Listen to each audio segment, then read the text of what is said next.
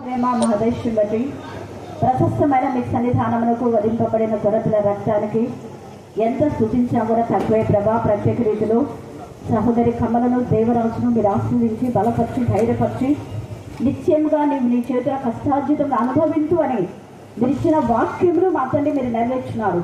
మీరు వాగ్దానం ఇచ్చి వాగ్దానం నెరవేర్చే దేవుడిగా ఉన్నందుకు మేము స్తుతిస్తున్నాం. అనేక ఆటుపోట్లు దేవ నా ప్రభా వారిని మీరు చేపట్టుకొని గైడ్ చేసిన విధానం బట్టి మేము స్తుతిస్తున్నాం. నడిపింప చేయి దేవుని ఆత్మ ద్వారా నా ప్రభా మీ యొక్క కరుణాహస్తం, మీ దక్షిణహస్తం, మీ పరిశుద్ధ బాహు, మీ గాయపన్న హస్తం నా ప్రభా వీళ్ళకు తోడుగా ఉంచిన విధానం బట్టి మేము స్తుతిస్తున్నాం. భయం అలజడి కలవరాలన్నీ కూడా మీరు లయపరిచిన రేపా నేను స్తుతిస్తున్నాం. మీ సన్నిధుతం తోడుగా ఉంచిన విధానం బట్టి మేము స్తుతిస్తున్నాం. ఈ గృహము వధింపబడిన గొర్రెపిల్ల రక్తంతో ప్రత్యేకించి ప్రతిష్ఠిస్తున్న విధానం బట్టి మేము స్తుతిస్తున్నాం.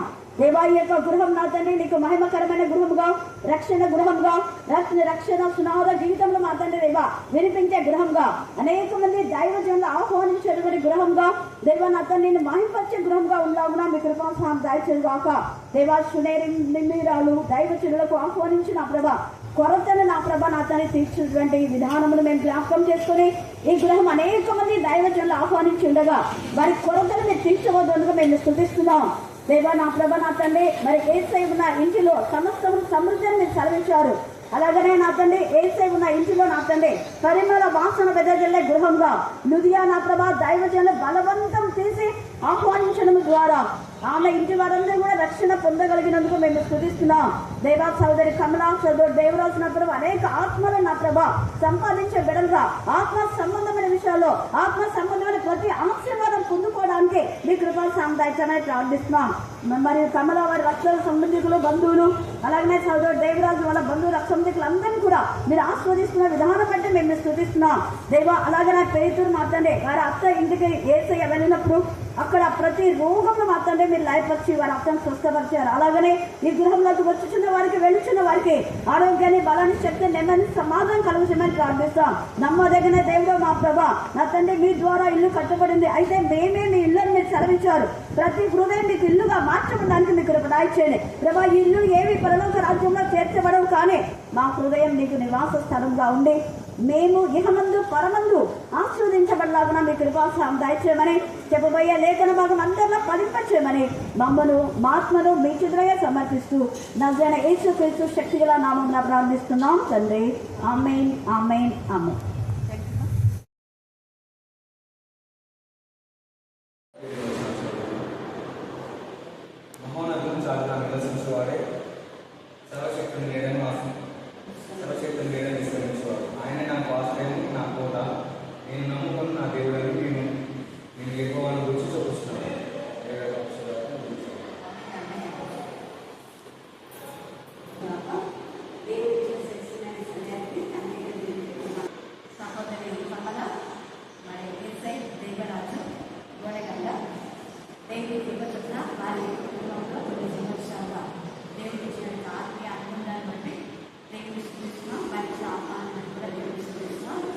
ఈ యొక్క ఇల్లు కట్టడం విషయంలో చాలా సమస్యలు ఎదుర్కొన్న దేవుడు అద్భుతంగా ఇల్లు చక్కగా మరి పిల్ల తర్వాత పట్టణంలో కట్టుకోవడానికి దేవుడు ఆర్థికంగా కావడం నీటి కావాల్సిన విధులన్నీ కూడా దేవుడు సమకూర్చేందుకు దేవుడికి చాలా ఆశ్రయిస్తున్నాం. మరి ఇంట్లో నివాసం చేసే ప్రతి ఒక్కరు కూడా దేవుడి ఎక్కడ చాలా ఉన్నామని గుర్తించాలి. అందుకని ఇక్కడ ఏమైనా అంటే మహోన్నతుని చాటుగా నివర్తించే వారే సర్వశక్తి మీదను విస్తరించేవారు. మహోన్నతుడైన దేవుని మనం ఆశ్చర్యంగా వస్తున్నప్పుడు ఏది మనకు తప్పు చేయండి. యాక్చువల్గా కమలా దేవరాజు దేవుడికి ఒక చక్కటి గృహాన్ని ఇస్తున్నారు అనుకున్నప్పుడు వాళ్ళు అసలు పెద్ద చదువు చదివారు కదా ఎలా చెప్పాలని ఏమనుకున్నారు. కానీ దేవుడు మాట ఇచ్చి మాట నెరవేర్చేది. వాడు అడిగిన దానికంటే ఊహించిన దానికంటే అధికమైన పేరు కలిగిస్తున్నారు. యాక్చువల్గా కింద మాత్రమే వాళ్ళు కట్టాలనుకున్నారు కానీ పైన కూడా దేవుడు అంటే రెండంతల ఆశీర్వాదం. సో మీ ఇంటి హౌస్ డెడికేషన్లో దేవుడు సహోదరి కమలకు సహోదరు దేవరాజుకు ప్రతి విషయంలో రెండంతల ఆశీర్వాదం దేవుడు దయచేయగాక. అందుకని ఇక్కడ మహోన్నతుని చాటుగా నివసించువారే సర్వశక్తుని నీడను విస్తరించువారు. ఆయనే నాకు ఆశ్రయము నా కోట నేను నమ్ముకును నా దేవుడని నేను యెహోవాను గురించి చెప్పుతున్నాను. వేదికాన్ని విడుదల నుండి ఆయన విడిపించింది కాబట్టి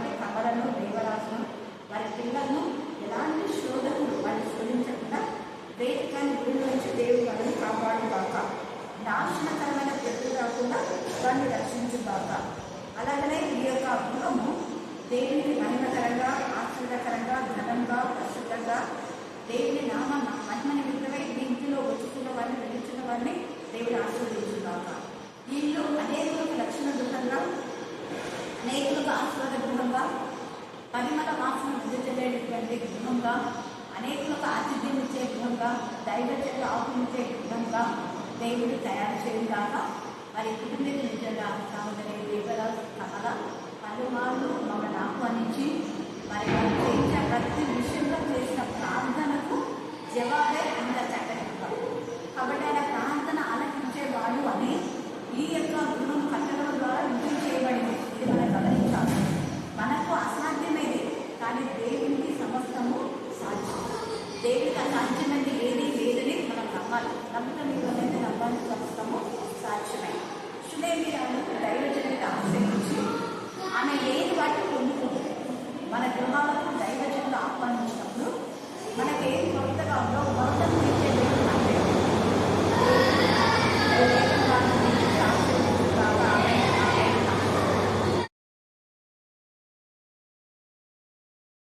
ప్రశస్తమైన మీ సన్నిధానములకు వధింపబడిన గొర్రెపిల్ల రక్తానికి ఎంత స్థుతించినా కూడా తక్కువే. గతంలో అన్నపూర్ణ, జయంతి, గ్లోరీ, నా ప్రభా, నా తల్లి, మరి విక్టోరియా, కాంతమ్మ వీళ్ళందరూ కూడా అనేక ప్రాంతంలో వెళ్ళినప్పుడు ఎలాగా పాటలు పాడి నేను మహిమపరిచి, నేను గణపరిచి దేవ ఆశీర్వాదాలు పొందుకున్నారో అలాంటి ఆశీర్వాదం మీ పిల్లలు కూడా పొందుకోవాలని దేవ అనేక ప్రాంతం మీరు నడిపిస్తున్నారు తండ్రి. అందుకు నేను స్తుతిస్తున్నాం.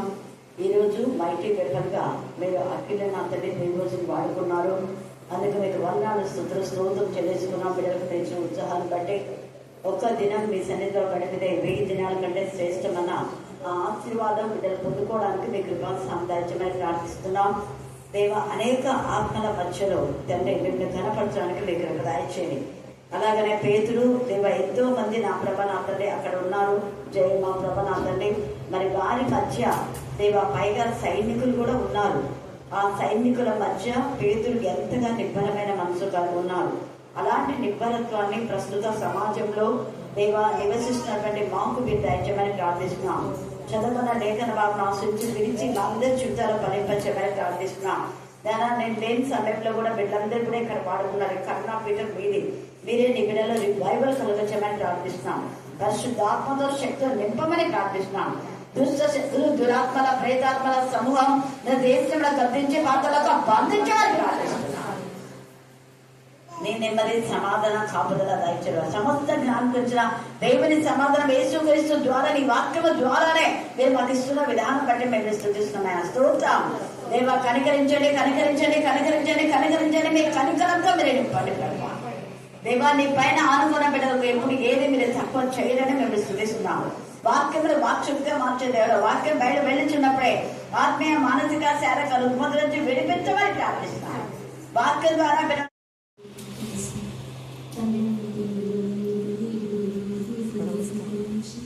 నేను ఎక్కడ చదువుపరుచుకొని గదువులను కాకుండా చేసి ఈ రాత్రికాల సమయంలో సమాసంలో కూడి నేను శ్రద్ధించి మహిమపరిచి ఆలోచించే భాగంలో నడిపించిన దాన్ని బట్టి తీసుకుంటుంది. ఇంతవరకు మాకు మీకు విడపక్షంలో మీకు వాపక్షంలో బట్టి తీసుకుంటుంది. నా తల్లి ప్రభావ మీకు చిత్తాన్ని సాధన ప్రభావ మీకు చిత్తానికి లోబడి నడుచుకుని కృపాసం దర్శనం తీసుకుంటుంది. నా తండ్రి పేదలుగా సర్వని బట్టి ఏ విధంగా మీకు ఇచ్చిన ప్రశాంతమైన సమాధానం అందించిన ఆ విధంగా కష్టాలు ఆత్మకు ఎదురైనప్పటికీ శాంతి సమాధానం ఎదురని మాకు దోషం దాన్ని బట్టి తీసుకోవచ్చు. తండ్రి ఇక్కడ చేతిలో గొప్ప దెబ్బని ఆశ్రయించి తీసుకుంటుంది. ప్రతి ఒక్కరిని చేసి వాళ్ళ జీవితంలో రాజకీయాలను చేయించి ప్రతి సమస్య నుంచి వేసుకుని గురించి శాంతి సమయాన్ని తీసుకుంటుంది. మీకు వేసుకోవద్దు మీకు పరిచయం క్షేమంగా వెళ్ళండి. మీకు పరిచయం జీవించినప్పుడు చేసిన కార్యం బట్టి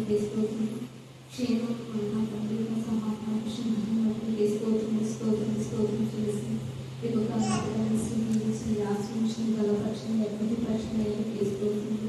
మీకు స్తోత్రం ఎంతో ఆత్మకి స్నేహం తీసుకోవచ్చు.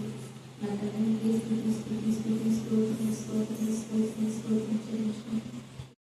వేదనలో రోదనలో కూడా దేవుని హత్తుకొని ఆనుకొని జీవించేటటువంటి జీవితాలు. అందుకనే ఇక్కడ అపోస్తుల కార్యం 12వ అధ్యాయం మనం 4 వచనాల దాకా కూడా గతంలో ధ్యానం చేసుకున్నాం. మరి రాత్రి వేళ 5 నుంచి 10 దాకా చదువుగా విన్నాం. ఈరోజు ధ్యాన అంశం ఏంటంటే అత్యాసక్తితో దేవునికి ప్రార్థన చేద్దాం. ఏం చెప్పండి?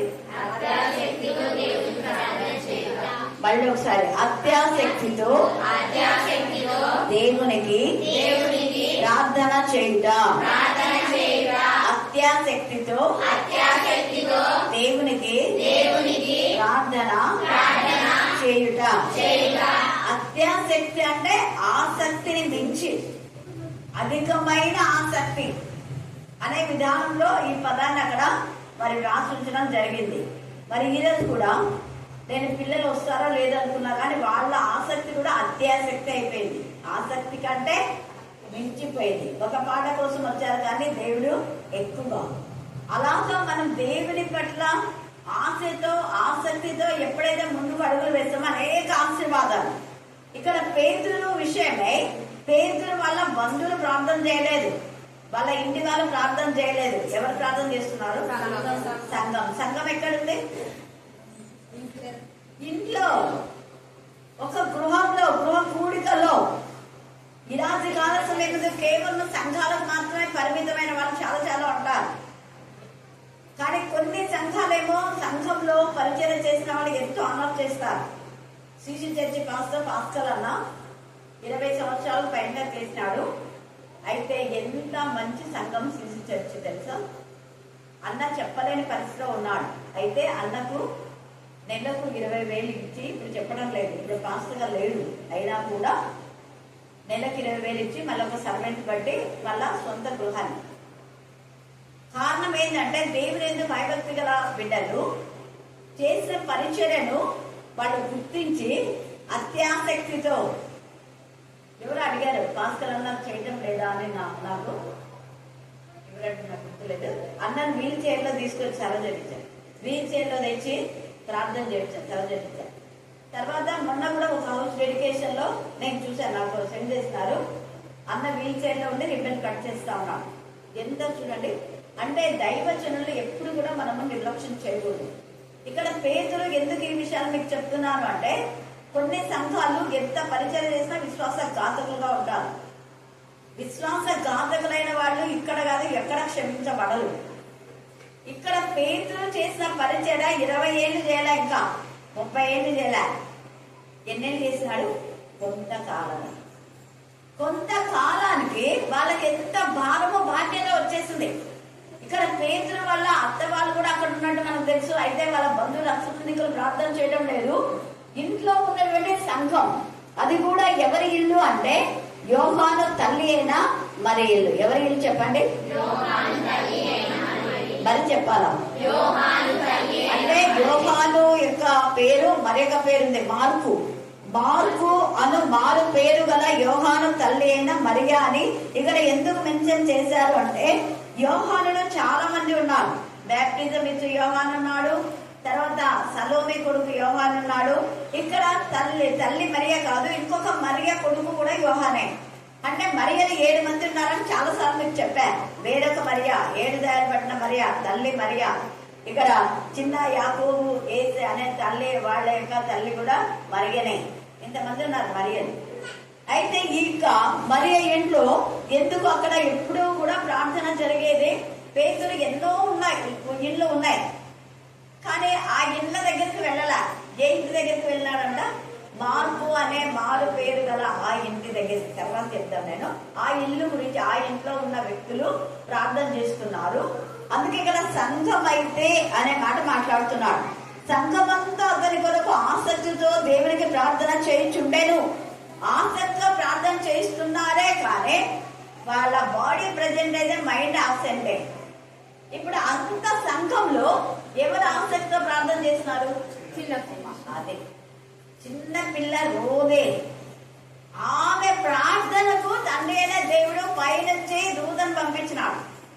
ఇక్కడ పేతురు బలపెట్టినట్టుగా ప్రార్థన చేసినట్టుగా ఉందా? లేదు.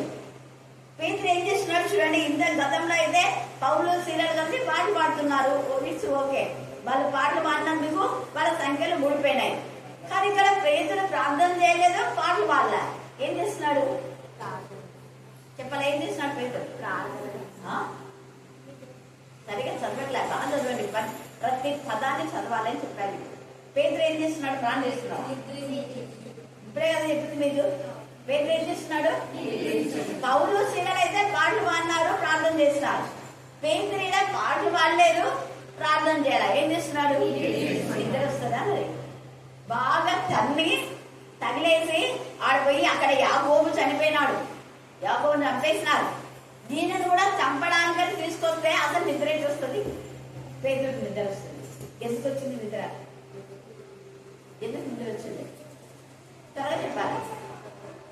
ఎందుకు పేతురు నిద్రించు చూడని తేట కదా. నాకు ఇది నేను ఎన్నిసార్లు చదువుతానో నేనైతే. ఎంత నిజంగా ఈ యొక్క పదము చూడండి. ఇద్దరు సైనికుల మధ్య నిద్రించు చూడండి. సైనికులు నిద్రపోవాలా? వాళ్ళు నేర్చుకున్నారు. ఎవరు నిద్రిస్తున్నారు? పేతురు జోలపాట పాడినట్టుంది సైనికుల మధ్య. అంత ఇదిగా కొట్టినారు. ఆ బాధలకు నొప్పులకు నిద్ర రాదు. కానీ ఇక్కడ హాయిగా నిద్రిస్తున్నాడు. ఎందుకు నిద్రిస్తూ అంటే పేతుల్లో పరిశుద్ధాత్మలు ఉన్నారు. అర్థమైంది? అందుకే 4వ అధ్యాయం అపోస్తుల కార్యం 5:4 చూస్తే పేతురు ఇక్కడ బయటకు వస్తూ ఉంటేనే రోగాలు ఏమైపోతున్నాయట? నయమైపోతున్నాయి. పేతురు యొక్క నీడ పడి రోగములు నయమైపోయినప్పుడు మరి పేతుల్లో ఉన్న పరిశుద్ధాత్మ ఆయన బాధ నివారణ చేసేసింది. ప్రశాంతంగా నిద్రపోయిన నీకేం బాధ లేదు.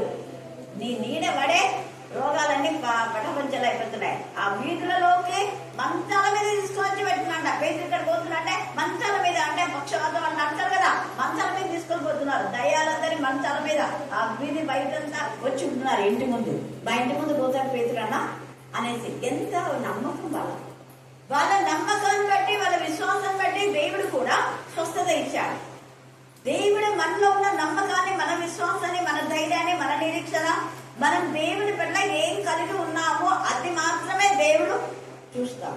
ఇలాంటి కాల సమయంలో పేతురుకున్న ధైర్యం, పేతురుకున్న నిబ్బరమైనటువంటి జీవితం. పేతురు ఎందుకు నిద్రపోతున్నా అంటే, ప్రభువా యాకోబుని చంపారు, నన్ను కూడా చంపారన్నారు. చంపకపోతే నాకేం తెలియదు. నేనైతే నా జీవితం నీకు సమర్పించాను, ప్రశాంతంగా ఉన్నాను. అది మనం చేయాలి. ప్రభా కరోనా వచ్చి ఎంతమందో చచ్చిపోతున్నారు. చాలా మంది నాకైతే ఎందుకు హింస అక్క, నువ్వేమంతా ఇల్లు కరోనా పెట్టుకొని అన్ని ఇల్లు దర్శిస్తున్నావేంటి? వద్దు, ఎక్కడికి వెళ్ళదు, ఎవరు ఏది ఇచ్చినా కూడా తీసుకోవద్దు, దూరమే ఉండు. అసలు ఎందుకు నువ్వు అలాగే జర్నీ చేస్తున్నావు? ఎన్ని కాల్సోగా. నేనన్నా ఏం కాదు, దేవుడు కరోనాలో నన్ను తీసుకోవాలంటే తీసుకుంటాను. కరోనాలో వద్దామా, నువ్వు ఇంకా కొంచెం ఉండాలా, ఇదిగేలాగా ఇంకొక 5 సంవత్సరాలు ఉండాలా, 5 సంవత్సరాలు ఉండాలంటే ఉంటాం అంతే. అంతేగాని ఆ ఈజీగా ఆల్రెడీ చెప్పాను, నువ్వు చస్తావు, ఆల్రెడీ డిక్లేర్ అయిపోయింది, నువ్వు చస్తావు. కాబట్టి ఏం చేయాలి? నువ్వు ఏంటి చక్క పెట్టుకోమన్నాను. మరి కరోనా ద్వారా చావాలంటే చస్తాము అంతే. కానీ దేవుని పరిచయం చేయకుండా ఉండవు. ధైర్యంగా ఎక్కడికంటే ఇక్కడ నిజంగా కరోనాలో దేవుడు ఎంత కాపాడినా ఏది బ్రేక్ కాలేదు. చాలా మందిని ఇక్కడికి వస్తా ఉంటే వాళ్ళంతా చూస్తున్నారు. అంటే అక్కడ చర్చి మూసేస్తున్నారు కాబట్టి అందరు ఇక్కడికి వస్తున్నారు. కాకపోతే మన వాళ్ళు చెప్పినందుకు నేను కొంతమంది రానిలేదు. అంటే వాళ్ళు ఎప్పుడు రాకుండా కరోనాలో సమయం మార్చి వస్తున్నారు అక్క వాళ్ళు అనేసి అన్నందుకు మళ్ళీ ఎందుకులే గొడవలు వస్తాయి, వద్దులేండి, మీరు ఎక్కడ మీ డైలీ ప్లేస్ ఉంటే అక్కడే ఉండండి అనేసి అలాగా. నేను లేకపోతే రోజుకు కొంతమంది రండి అని కూడా అలా చెప్పాను. ఎందుకంటే వాళ్ళకి మళ్ళీ దగ్గర కూర్చున్నారని మళ్ళీ పాయింట్అవుట్ చేయకూడదు కదా. అలా మన పనులు మనం చేస్తున్నప్పుడు దేవుడు తన శక్తిని, తన ప్రభావాన్ని మనతో ఉంచాలి. ఎప్పుడు గుర్తుపెట్టుకోండి. మనం ఎప్పుడైతే దేవుని పైన ఆధారపడి దేవుని చిత్తానుసారంగా మనం అడుగులు వేస్తూ వెళ్తూ ఉంటామో దేవుడు మనం గైడ్ చేస్తాడు. పేతురు దేని గురించి ఆలోచించడం లేదు. అయ్యో చెరసాలేదు, నన్ను ఈ రోజు రాత్రి చంపుతారో, రేపు చంపుతారో, ఎల్లుడు చంపుతారో తెలియదు. ఆ చంపే సిచ్యువేషన్ లోనే మీరు తీసుకున్నారని ఆల్రెడీ అందరికీ అర్థమైపోయింది. యాకోబుని చంపినారు. యాకోబు తర్వాత పేతురు, యోహాను ఇద్దరు ఉన్నారు. ఇద్దరిలో పేతురు మరీ ముఖ్యుడు. యాకోబు కంటే పేతురు మరీ ముఖ్యుడు. యాకోబుని ఎందుకు చంపినారంటే యాకోబు పత్రిక మీద చదివితే అర్థమైపోతుంది. యాకోబు ముఖాన్నే వేసేలాగా తిట్టే మరంతా ముష్కులు రాలా అని చాలా చాలా ఇది. ఆ యాకోబు పత్రిక అంతా మీరు చదివితే అక్కడ యాకోబు ఏ విధానంలో వాళ్ళని ఖండించాడు అన్నది మీకు అర్థమైపోతుంది. అలాగే ఇంకా తర్వాత నెక్స్ట్ పేతురు అని తెలిసి కూడా పేతురు నిద్రించుచుండెను. ఈ రాత్రి కాల సమయంలో మన నిద్ర ప్రభువులో ఉండాలి. అందుకే ఇదే నిద్ర ఇక్కడ నిద్రిస్తున్నా అంటే బాగా దొరకబెట్టి ఏమి ఇది లేకుండా ఏం పర్వాలేదులే, వాక్యం చెప్పేది అవసరం లేదు కానీ బాగా ఇక్కడ పడుకుంటానులే అని కాదు. అక్కడ మనం చూసే పరమగీతంలో 2వ అధ్యాయం 5వ వచనం చదవండి. పరమగీతములు 2వ అధ్యాయము 5వ వచనం. నేను నిద్రించి తిని కానీ నా మనసు మేల్కొని ఉన్నది. అది అక్కడ మనం నిద్రించినా మన మనసును మేల్కొని ఉంటే యేసయ్య యొక్క స్వరాన్ని మనం వింటాం. నా గొర్రెలు నా స్వరం వింటాయన్నాడు. యేసయ్య రాకడ నిశ్శబ్దంగా వస్తుంది. ఎవరికి దగ్గర యేసయ్య వచ్చేది పరిశుద్ధులకు మాత్రమే తెలుస్తుంది. ఆయన కేక పరిశుద్ధులకు మాత్రమే వినపడుతుంది. యేసయ్య యొక్క స్వరము ఆయన చనిపోయినప్పుడు ఆయన రక్తాన్ని తీసుకొని భూమి కింది భాగంలోకి వెళ్ళినప్పుడు మృతులు ఆయన స్వరాన్ని వింటారు అన్నారు. అయితే అందరు మృతులు కాదు, పరిశుద్ధులైన వాళ్ళు మాత్రమే ఆయన స్వరాన్ని విని ఇదిగో నా రక్తం తీసుకొచ్చాను, మరణమును నేను జయించాను, ఇక మరణం అనేది లేదు, మీరు మరణంలో ఉంచే పునరుద్ధాన శక్తిని పొందుకొని రండి నాతో పాటు అని ఒక కేక వేశాడు యేసయ్య. ప్రాణం విడిచి ఆ కేక విన్నారు. విన్న వెంటనే సమాధులు తెరపడ్డాయి, మృతులు సజీవులుగా లేవకున్నారు. హల్లెలూయా, హల్లెలూయా, హల్లెలూయా. అది కేవలము యేసయ్య యొక్క స్వరాన్ని గుర్తించిన వాళ్ళు పరిశుద్ధులు మాత్రమే. అందరు లేవలేదు, వాళ్ళంతా గేట్లు కట్టిన ఉన్నారు. అప్పటి నుంచి పరిశుద్ధుల శరీరాలు మాత్రమే అని మత్తయి సువార్త 27:51 నుంచి 50 దాకా ఎప్పుడు మర్చిపోతున్నారు. యేసయ్య యొక్క కేక మృతులు ఉన్నాయి. రాత్రి కాల సమయమందు పేతురు నిద్రిస్తున్నా అంటే తండ్రితో మాట్లాడుతున్నాడు, మౌనంగా లేడు, మనస్సు మేల్కొనే ఉంది. సైనికులకు చూడడానికి నిద్రపోతున్నాడు. తర్వాత సీఎంలో మౌనంగా ఉండుట అంటే కీర్తన 65:1 చదవండి. కీర్తన 65:1. దేవా సియోనులో మౌనంగా ఉండుట నీకు స్తుతి చెల్లించునే కదా. Thank God. ఇంతకు ముందు నుంచి నేను ఈ యొక్క రెఫరెన్స్ గురించి ఎంతసేపు ధ్యానిస్తున్నా. నాకు ఆ రెఫరెన్స్ గుర్తు రాకుండా ఇక్కడ నుంచి ఎక్కడికి అంటున్నా, నాకు తెలియదు ప్రభావ నువ్వు చెప్తావు అనుకున్నా. ఛాన్స్ సేపు నుంచి ఆ రెఫరెన్స్ ఎక్కడుంది అని ఎంతగా అనుకుంటున్నా నాకు అసలు రిమైండ్ కాదా. నువ్వు చెప్పావు కదా మీరేం మాట్లాడతారో మీకు తెలియదు, నేను మాట్లాడతా అని మనం ఇష్టానుసారంగా ముచ్చట్లు పెట్టడం, తినడం, తాగడం కాదు. దైవికమైన విషయాల్లో ఉంటే దానికి తగిన రెఫరెన్స్ దేవుడు గుర్తిస్తాడు. సియోనులో మౌనం. నేను యెషయా అనుకుంటున్నా, మళ్ళీ యెషయా 60 కూడా గుర్తొచ్చింది. యెషయా 60లో ఏంటంటే లెమ్ము తేజరిమి యెహోవా మహిమ నీ మీద ఉదయించింది. ఇక్కడ పేతురు పైన దేవుని మహిమ ఉదయించడానికి ఆయన మహిమతో ఉన్నటువంటి దూతనే పంపాడు. చూసారా? లెమ్ము తేజరిల్లము. లెమ్ము అని ఎవరినంటాం? నిద్రలో ఉండే వాళ్ళనే కదా. లేచి ప్రార్థన చేయి, నిద్రపోద్దు అన్నారు. ఎవరిని? పోయి నిద్రపోద్దా? నేను నిద్రపోతున్నావు, లేచి ప్రార్థన చేయి అన్నారు. ఎవరిని? యోనా. పోయి నిద్రపోద్దా పేరు ఎంత బాగా పెట్టేస్తున్నారు. యోనా దేవుని కుమారుడు, ఒక ప్రవక్త అయిన యోనాకు భయం లేకుండా పోయి నిద్రపోద్దా లే అన్నారు. మళ్ళీ వీళ్ళ శిష్యులు కూడా ప్రభా మేము ఇలాగా ఇంత భయంతో ప్రాణ భయంతో మేముంటే నువ్వేది ప్రభు బాగా హాయిగా అమరములుగా నిద్రపోతున్నావు అన్నాడు. యేసయ్య నిద్రపోతున్నాడా? లేదు. ఆయన నిద్ర దేవుని. మన నిద్ర మనం నిద్రించినా కానీ మెలుకుతూ ఉండాలి. మన నిద్రలో యేసయ్య స్వరం ఒకవేళ వినపడితే వెంటనే మనం పైకి కొనుక్కోబడతాం. మనం ఉండేది ఎవరికి తెలీదు. ఆడ నేను తాళం వేసిందా, ఉదాహరణకు 12 గంటలప్పుడు యేసయ్య స్వరం తీస్తాను, నేను వెళ్ళిపోతా, తాళం అంటాను. అక్కడ వచ్చి చలం కానీ మీరు అనాల్సిందే. ఏమక్క ఇంతవరకు లేదు, ఇంకా లేదు, అంతే. అట్లా జరుగుతాయి. ఆయన రాకన్నా పేతురు నిద్రించుచుండేను అంట. ఇక్కడ నిద్రించుచున్నటువంటి పేతురు ప్రార్థన చేయలేదు, పేతురు పాటలు పాడలేదు, నిమ్మలంగా ఉన్నాడు. విరాట్ కాలంలో నీకు వచ్చిన సిచ్యువేషన్ లో నువ్వు నిమ్మలంగా దేవునికి అప్పగించు. దాని గురించి అసలు ఆలోచించదు. నీకు ఉద్యోగం రాలేదా, పిల్లలు లేరా, ఇల్లు కట్టలేదా, ఈరోజు జీవన్ చెప్పిండు సిచ్యువేషన్ పాస్టర్ వల్ల మా తమ్ముడు యొక్క ఫ్రెండ్ ఇంతసేపు బంధువులు కూడా మనకు మీ ఇల్లు ఎప్పుడు కడతారు సార్ అంటే దేవుడు కట్టాడు అన్నాడు. ఆ మాట అది నేను చెప్దామనుకుని మర్చిపోయినా. ఖచ్చితంగా కట్టవు జీవనాన్ని. ఇప్పుడు ఈ రోజు దేవరాజు కమల వాళ్ళు అంత పెద్ద ఇల్లు కడతారని వాళ్ళు అనుకోలేదు, ఎవ్వరు అనుకోలేదు. కానీ దేవుడి యొక్క ప్రణాళిక, దేవుడు మాట ఇచ్చి మాట నెరవేర్చారు. వాళ్ళు కింద మాత్రమే కట్టాలనుకున్నారు. అతను కూడా అడిగినారు, అంత డబ్బు వాళ్ళకి ఎక్కడి నుంచి వస్తే ఇస్తారు. దేవునికి అసాధ్యమైనది ఏదైనా ఉందా? లేదు. నిజంగా సిఐలు కూడా డిఐలు కూడా అంత పెద్ద ఇల్లు కట్టలే. ఇప్పుడు నేను చెప్పేది గతంలో కాదు, గతంలో అన్ని తక్కువే కట్టుకున్నారు. కానీ ప్రస్తుత పరిస్థితిలో కట్టాలి ఎవరు అంటే బాగా లంచాలు తీసుకున్న వాళ్ళు. దేవరాజు అసలు లంచం తీసుకున్నారు, చాలా ఎక్కువ. అందుకు అయితే ఇద్దరు కష్టపడతారు. ఒకటి డబ్బు వేస్ట్ చేయాలి. వాళ్ళ పిల్లల్ని చూసినారు కదా మీరు, వాళ్ళు వేస్ట్ చేసేలాగా ఉన్నారా? అది అక్కడ ఎప్పుడే కానీ మీ పిల్లలకి విద్యను నేర్పించు. ఎప్పుడైతే ఇంట్లో ఉన్న పిల్లలు డబ్బు వేస్ట్ చేయడం అప్పుడు కుదురుకుంటుంది. ఇష్టాంతరంగా లేచినప్పటి నుంచి హోటల్ మీల్స్ అన్న అవి ఇవి ఐస్ క్రీమ్లో 10 సార్లు 150, 200 ఒకసారికి 2000 అయితే అలా చేస్తే ఏమి కట్టారు? కట్టలేదు. సామెతల్లో గృహంలో విత్తంలో విత్తన స్వాస్థ్యం అనేది. విత్తము అంటే కొంతమంది ఇది గృహ నిర్మాణం అప్పుడు చెప్తారు.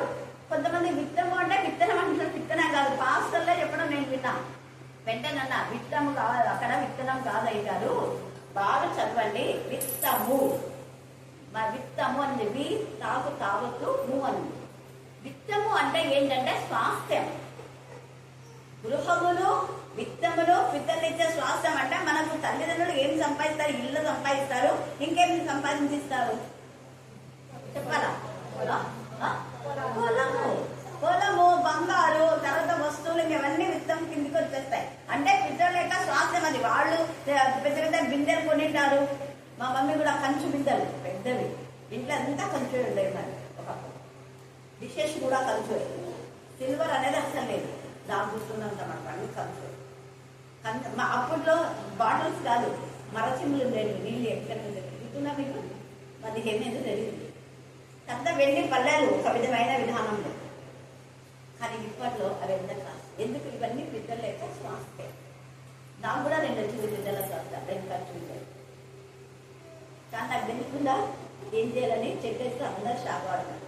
అది అమ్మితే వేలు వస్తాయి, కానీ నేను చెక్కేసుకుంటావు అన్నారు. చిన్న ఇంత బౌలు 3000 కంచు, మంచి కంచుది 3000. పెద్ద బిడ్డ బయట ఉంది ఒక మంచి చెప్పేసుకుంటాను. ఏం కాదులే దేవుని దృష్టాన్ని చెప్పేస్తున్నానని. హల్లెలూయా, హల్లెలూయా. కాబట్టి పేతురులాగా మనం నిరీక్షణతో ఉండాలి, ధైర్యంతో ఉండాలి.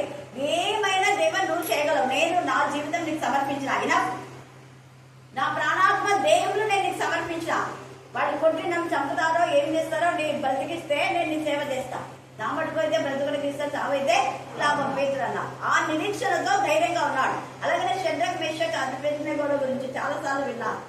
హైమార్ చెప్పింది, నేను చెప్పాను, ఇంకా వేరే వాళ్ళు కూడా ఆ సమయాల్లో చెప్పారు.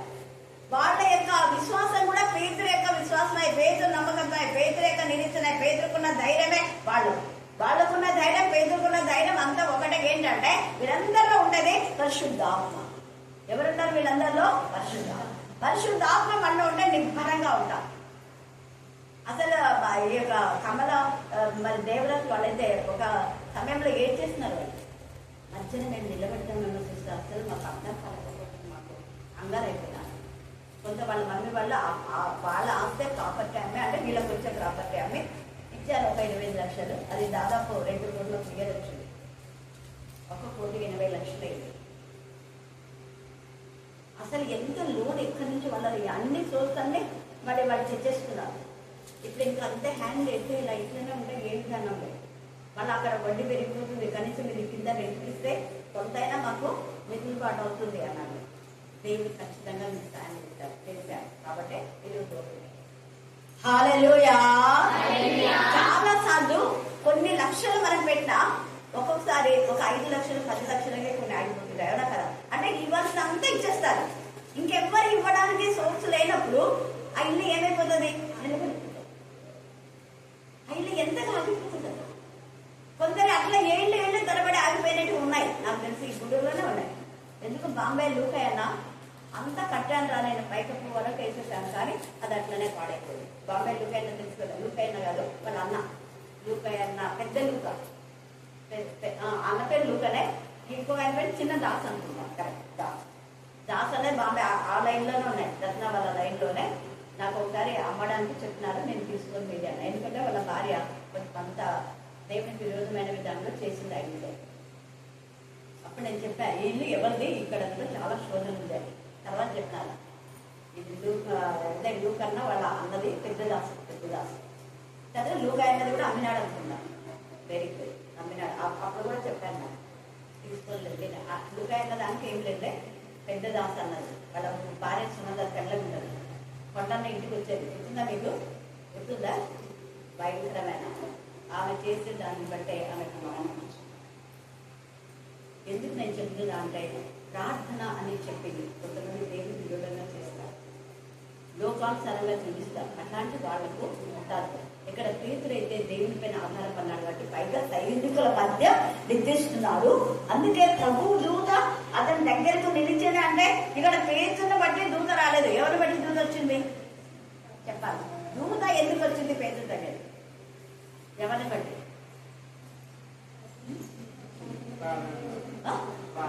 ప్రార్థన. ఎవరిని బట్టి అంటున్నాయని అంతనే నేను దేనికి అంటే దేనికంటే ప్రార్థన అన్నాను. ఎవరిని బట్టి వచ్చింది అంటున్నా? రూదేని బట్టి. అక్కడ ఆసక్తితో చేసేది ఎవరు? రూదే. మిగతా వాళ్ళందరికీ ముందు ఉన్నారు కానీ వాళ్ళకి ఆసక్తి. ఆ చిన్న రూదే ప్రార్థన దేవుడు విని దూతను పంపి ఎందుకు రోదే అంత ఆసక్తితో చేసిందంటే, వెంటనే పేతురు స్వరాన్ని వినింది. ఆమె ఏం చేస్తుందో, పేతురు వస్తాడు, పేతురు దేవుని వినిపిస్తాడు, పేతురు ఖచ్చితంగా మాతో ఉంటాడు. ఆమె ప్రార్థిస్తుంది. ప్రార్థనలో ఆమె ఆత్మ దర్శనం చూస్తుంది. ఇలాంటి కాలంలో ఆత్మలో మనం దర్శనాన్ని కలిగి, ఆత్మ లోకంలో మనం ఉండాలి. మనం ఏది పొందుతామో అది ఆత్మ లోకంలో మనకి ఫిక్స్ అయిపోవాలి. ఆ నమూనా మనం ఇంటిని కట్టాలంటే ఫస్ట్ నమూనా ఇస్తాం కదా. నమూనా లేదు ఎవరైనా ఇంటి కడతారా? కట్టాలి. ఇల్లు ఇలా కట్టాలంటే చిన్న సున్నంతో అది పప్పు నాళ్ళు వేయడానికి అన్ని వేస్తారు. ముందర స్కెచ్ వేసిన తర్వాతనే సేమ్ నీ ఆత్మ లోకంలో నువ్వు దేవుని దగ్గర ఒక స్కెచ్ వేసుకో. దేవాన్ని నాకు ఉద్యోగం ఇస్తావు, స్తోత్రం. ఇంటిని ఇచ్చిన ప్రభా నీకు స్తోత్రం. ఇంకా ఎవరికి ఏది కావాలో అప్పులు తీర్చిన ప్రభా నీకు వందనాలు అని చెప్తున్నారు. రోజు మనకి 5 లక్షల అప్పులు తీరి వాళ్ళ పైన కట్టింది ఒకరి జీతం. అఖిల్ అడిగింది వీళ్ళు ఎట్లా కట్టారు, మరి రోజు మన ఎట్లా కట్టింది? మన మధ్యనే కదా పిలిపిస్తారు. దేవుని పైన ఆధారపడిన బిడ్డలు తక్కువ చెయ్యరు. వాళ్ళకి ఎవరికైనా అప్పిస్తే వాళ్ళు అడగకముందే వాళ్ళకి ఇచ్చేస్తారు. అది చూస్తారు దేవుడు. అడగక ముందే ఇస్తారు. నేను మొన్ననే మా అక్కతో చెప్పాను కదా, అలాంటి వాళ్ళకు 20 లక్షలు కూడా వెళ్తున్నా. అడగక ముందే ఇలాంటి కాల సమయంలో దేవుడి పైన మనం ఆధారపడి నిబ్బరంతో ఉన్నప్పుడు దేవుడు నిపక్షంగా కార్యం చేస్తాడు. కానీ ఆత్మ శుద్ధ ఆత్మతో మనం నేను ఇంకా ఏదైనా చేయగలను, ఈ చెరసాలు అయితే వాళ్ళకి రికమెండ్ చేద్దాం, వీళ్ళకి రికమెండ్ చేద్దాం, మా వాళ్ళని తెలిపేది ఏం లేదు. ప్రశాంతంగా నిద్రపోతున్నాం. ఆ నిద్రలో దేవుడి నామంను గణపరుస్తున్నాడు. ఏకీభవించినాడు. పేతుడి యొక్క ఆత్మ విజ్ఞాపన చేయ ఆత్మ రోగే. ఏసే ఆల్రెడీ విజ్ఞాపన చేస్తున్నాడు తండ్రి కుడిపక్షంలో ఉండే. పేతుడు నిర్దిస్తుంటే ఆయన ఆత్మ దేవుడితో కనెక్ట్ అయిపోయింది. ఇక్కడ రోదే ప్రార్థన. ముగ్గురు ప్రార్థనకు దూత కమ్ డౌన్.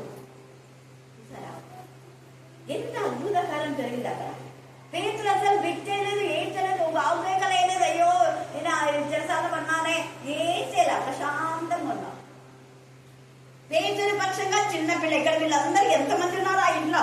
వాళ్ళందరూ నామక వేషధారణ ప్రార్థన అంటే ఇదే.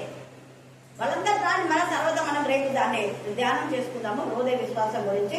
ఇక్కడ ఈ యొక్క షడ్రక్ మెషక్ అబేద్నెగోలు కానివ్వండి, లేదా డానియేలు ఈ యొక్క సింహభూమిలో వేసినప్పుడు కానివ్వండి, నిబ్బరమైన మనసు. మీరు అగ్ని వేస్తే చస్తానే చచ్చినా ఏం పర్వాలేదు, మా దేవుడు మమ్మల్ని రక్షించినా పర్వాలేదు, రక్షించకపోయినా పర్వాలేదు. అది విశ్వాసం అనేది నిరీక్షింపబడే నిజమైన స్వరూపం రోదే చూస్తుంది. హెబ్రీ 11 ప్రకారము రోదే రేపు దేవుని సన్నిధిలో ప్రార్థన చేస్తున్నాడు. దేవుడు ఖచ్చితంగా చెరసాల నుంచి విడిపిస్తాడని ఎప్పుడైతే అనేదో వెంటనే దూత వచ్చి ఆ పేతును ఏమని చెప్తుంది చూడండి. దూత అంటే దేవుని సన్నిధి. దేవుని సన్నిధిలో చెప్పులు వేసుకోమంటున్నాడు. విడమని చెప్పలా అన్నాడే కదా. చూడండి 7వ వచనం చదవండి. ఇదిగో ప్రభు దూత అతని దగ్గర నిలిచాను. అతడు ఉండిన గదిలో ఏమైందంట? మళ్ళీ చెప్పాలా? God presence is there.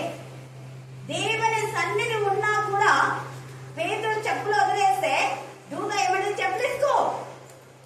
దేవుని సన్నిధిలో చెప్పులు వేసుకున్నావా లేదని కాదు చూసేది. దేవుడు ఏం చూస్తాడు? మన చెప్పులు. నువ్వు ఏం వేసుకున్నావని నీ పై వేషం చూడడు. ఆర్నమెంట్ లేకపోయినా కొంతమంది వేషధారులాగా ఉన్నారు. ఈరోజు కూడా ఒకరి గురించి నాకు కమల చెప్పింది. వాళ్ళే ఏ పని చేయకుండా మళ్ళీ దగ్గర పడుతుంటారు. ఇంత పెద్ద ఇల్లు ఎందుకు పెట్టాలా, మా అన్నని ఇంత ఇంకాటంలో పెట్టాం అనేసి వాళ్ళ రెండవ ఒక మంత్రి అనమాట చెప్పింది. ఎంతగా టార్చర్ చేస్తున్నారంట వాళ్ళు. చాలా బాధపడి దేవుని నిలబెట్టాడు. ఈ రోజు మళ్ళీ హంగామాలు చేస్తున్నారు. అట్లా ఉంటారు మనం కూడా. ఇక్కడ చూడండి, అప్పుడు దూత అతనితో నీవు నడుము కట్టుకొని చెప్పులు తొడుక్కొను మనను. అతను అలాగూ చేసిన తర్వాత దూత నీ వస్త్రం పైన వేసుకొని నా వెంబ రమ్మని అతనితో చెప్పాను. అతను వెలుపలికి వచ్చి దూత వెంబడి వెళ్లి దూత వలన జరిగినది నిజంగా జరిగినని గ్రహింపక తనకు దర్శనం కలుగననే. నిజంగానే జరిగింది, అది దర్శనం కాదు, గా జరిగింది. అప్పుడు మొదటి కావలి రెండవ కావలి ఈ దాటి పట్టణంలోకి పోవు ఇనుప గవిని ఎద్దకు వచ్చినప్పుడు దానంతరదే వారికి తెలుసుకుని అప్పుడు అర్థమైపోయింది. వారు బయలుదేరి ఒక వీధి దాటిన వెంటనే దూత అతన్ని విడిచిపోయింది. అప్పుడు అర్థమైపోయింది, ఓ దేవుని దూత. ఈ రాత్రి కాల సమయమందు దేవుని పక్షంగా నన్ను మౌనంగా దేవుని స్తుతించు. సీఎంలో మౌనంగా ఉండుట దేవుని స్తుతించడమే. దేవుని స్తుతించడం ద్వారా అద్భుతాలు జరుగుతాయి అని ఇప్పుడు మనం తెలుసుకున్నాం. దేవుడు ఈ లేఖన భాగాన్ని దీవించి ఆశీర్వదించుగాక. ఆమేన్, ఆమేన్, ఆమేన్. చివరి ప్రార్థన సలోమి మనలో ప్రార్థన నడిపిస్తుంది. సలోమి ఇద్దరున్నారు కదా, వెనకాల సలోమి. పెద్ద సలోమి అంటే సరిపోతుందా? ఈమె